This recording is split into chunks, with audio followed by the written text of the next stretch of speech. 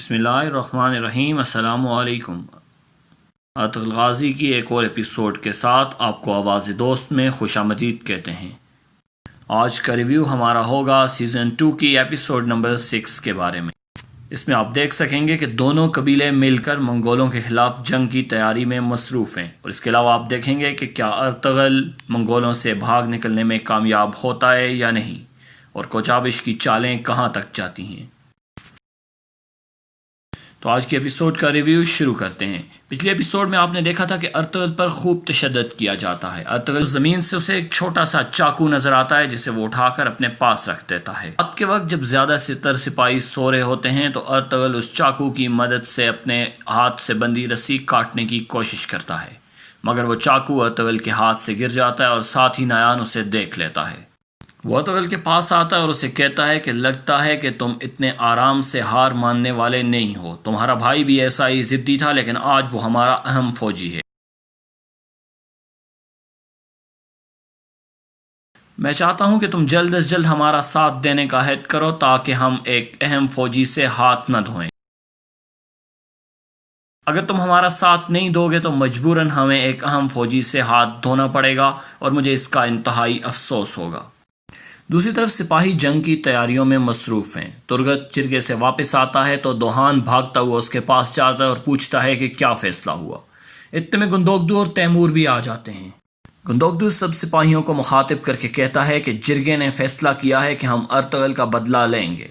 اب تم میں سے جو رضاکارانہ طور پر خود کو اس مقصد کے لیے پیش کرے وہ ایک قدم آگے آ جائے۔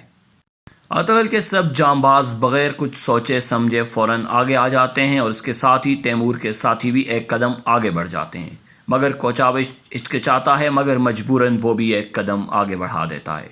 گندوکدو سب کا شکریہ ادا کرتا ہے۔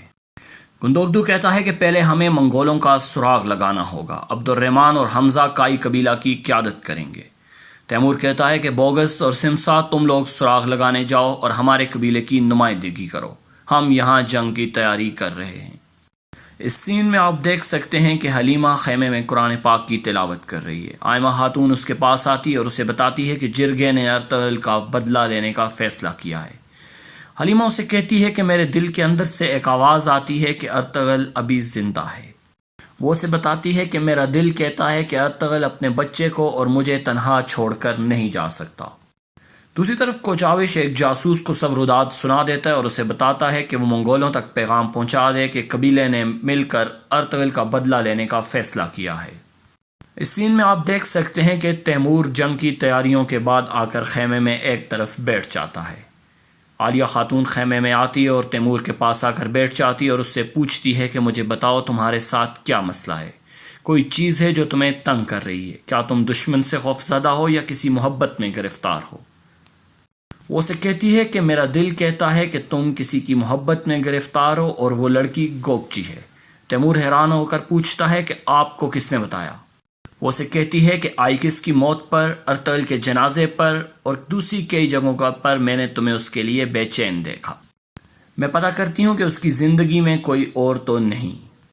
عالیہ خاتون جس کا کردار شروع سے ہی مشکوک ہے، وہ کائی قبیلہ کی ایک عورت کے پاس جاتی ہے اور اس سے گوکچی کے متعلق پوچھتی ہے، اور اسے پوچھتی ہے کہ کیا گوکچی کی دلچسپی کسی مرد میں تو نہیں، یا کوئی مرد اس سے محبت تو نہیں کرتا؟ وہ عورت اسے کہتی ہے کہ نہیں، ایسا کوئی نہیں، گوکچی کی زندگی میں کوئی نہیں۔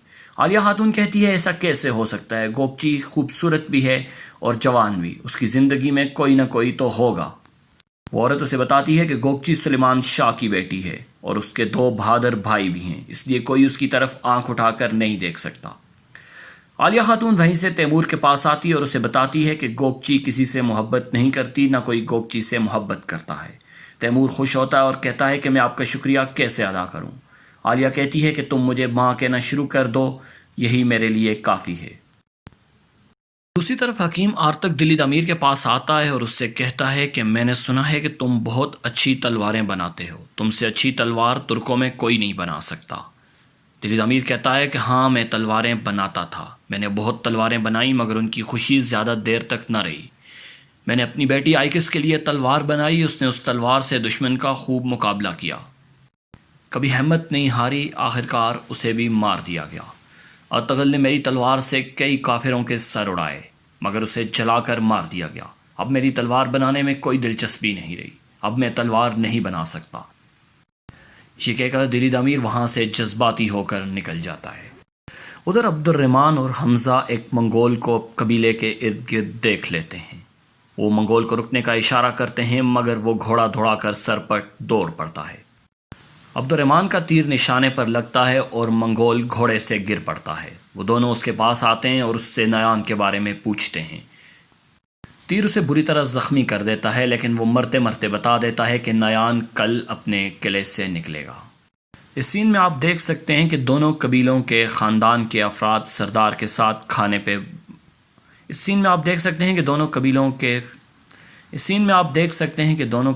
خاندان کے افراد سردار کے ساتھ کھانے پر موجود ہیں۔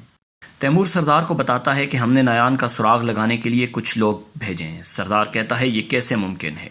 وہ کہتا ہے کہ اگر ہم نے ایک بھی منگول کو گرفتار کر لیا تو ہم نیان تک پہنچ سکتے ہیں۔ اتنے میں کھانے پر حلیمہ بھی آ جاتی ہے جو کئی دن سے کسی سے بھی ملاقات نہیں کر رہی ہوتی۔ سردار خوش ہوتا ہے اور حلیمہ کو اپنے ساتھ بٹھاتا ہے۔ سردار حلیمہ کو دلاسا دینے کی کوشش کرتا ہے کہ ارطغرل ایک بہادر سپاہی تھا اور اللہ نے اسے شہادت کی موت دی، مگر حلیمہ کہتی ہے کہ ارطغرل زندہ ہے۔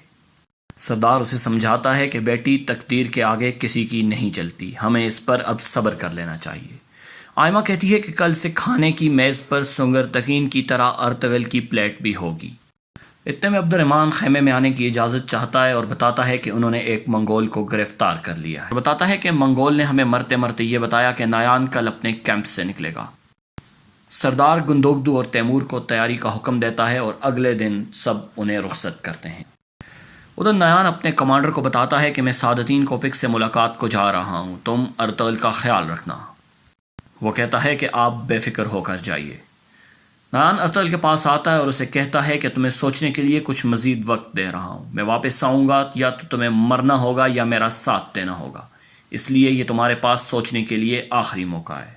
ارطغرل جب اپنے ارد گرد موجود سپاہیوں کو شراب کے نشے میں دیکھتا ہے تو ایک دفعہ پھر گاڑی ہوئی کیل ہٹانا چاہتا ہے۔ وہ بھرپور کوشش کرتا ہے اور اس دفعہ وہ کامیاب ہو جاتا ہے۔ وہ اپنی حفاظت پر مامور ایک سپاہی کو گرا دیتا ہے اور اسے مار کر اس کا لباس پہن کر وہاں سے بھاگ جاتا ہے۔ سپاہی اسے دیکھ لیتے ہیں اور اس کا پیچھا کرتے ہیں اور چاروں طرف سے ارطغرل کو گھیر لیتے ہیں۔ دوسری طرف گندوگدو اور تیمور اپنے مشن کے لیے رواں دواں ہیں اور کائی قبیلے کی عورتوں نے قبیلے میں کام کاج میں عورتوں کا ہاتھ بٹانا شروع کر دیا ہے۔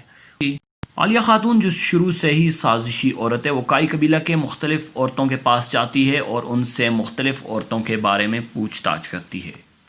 وہ حلیمہ کے پاس بھی آتی ہے اور اسے کہتی ہے تمہیں آرام کرنا چاہیے۔ حلیمہ کہتی ہے میں کام کاج میں مصروف رکھ کے ارطغرل کا انتظار آسانی سے کر لیتی ہوں۔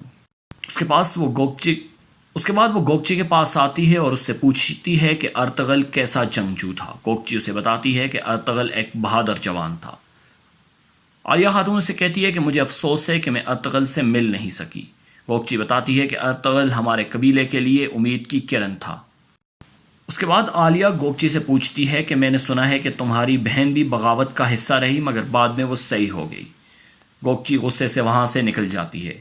سلجان عالیہ کو گوکچی سے بات کرتے ہوئے دیکھتی ہے اور عالیہ کے پاس آتی ہے اور اسے کہتی ہے کہ خبردار میری بہن اور حلیمہ سے تم دور رہنا۔ عالیہ سلجان کو کہتی ہے کہ میں تمہاری اصلیت جانتی ہوں۔ سلجان اسے کہتی ہے میں بھی تمہیں اچھی طرح سے جان گئی ہوں۔ دوستوں، امید ہے کہ آپ کو ہماری آج کی ایپیسوڈ کا ریویو پسند آیا ہوگا۔ اگر آپ کو ہمارا ریویو پسند آیا ہے تو برائے مہربانی سبسکرائب کا بٹن ضرور دبائیے گا تاکہ آنے والی ایپیسوڈز آپ تک پہنچ سکیں۔